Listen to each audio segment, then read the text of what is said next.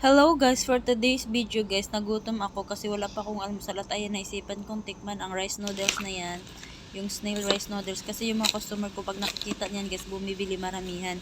So parang na-curious lang ako guys, and then ayan na, natanggalan ko na siya ng plastic, and then tadang! Hello, Siksik siya sa loob guys. Merong noodles, tapos meron parang chips, tapos suka. Alam ko suka yan, kung hindi ako nagkakamali. Tapos, merong mani. Oh, saan ka pa? Tapos, merong gulay. I don't know what kind of gulay. Tapos, ayan pa, pampaanghang. Tapos, ayan, gulay ulit.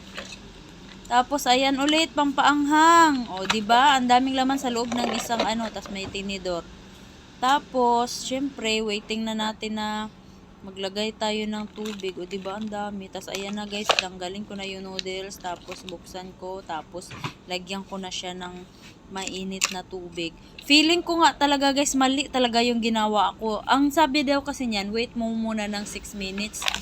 Tapos tsaka mo ilagay yung Pero syempre tapos na yun guys. Hindi ko alam kung itatapon ko yung tubig o hindi. Tapos ayan na, nilagay ko na isa-isa yung kanyang flavor. Yan, pak. Yan yung gulay. Yung gulay, lagay na natin yung gulay. Tapos, pagkatapos ng gulay, ilagay naman natin yung mani. Yung mani lang ang feeling ko masarap dyan. Yung mani lang talaga feeling ko. Diyos ko Lord. Tapos, ayan na, yung mani. Yummy, yummy mani. Tapos, pagkatapos ng mani, yung naman, pak, yung gulay. Ang galing nila, no? Nagawa nilang ilagay yan sa ganyan na lagayan yung mga gulay, no?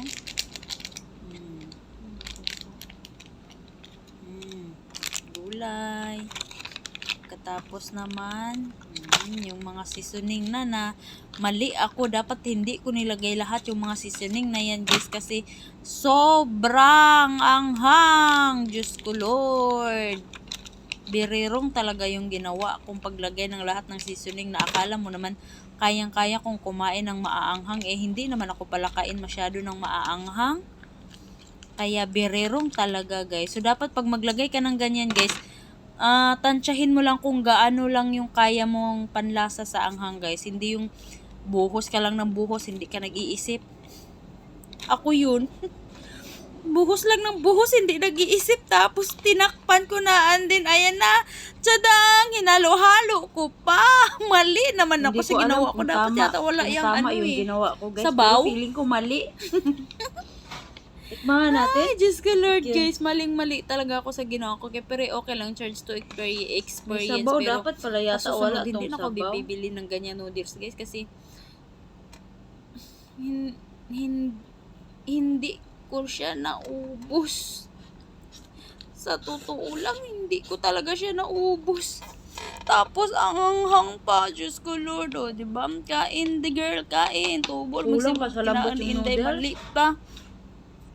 Tapos, alam mo bang ginawa ko dyan, guys? Binuhusan ko pa yan ulit ng mainit na tubig, sabi tinapon ko para lang baka sakali matanggal yung anghang.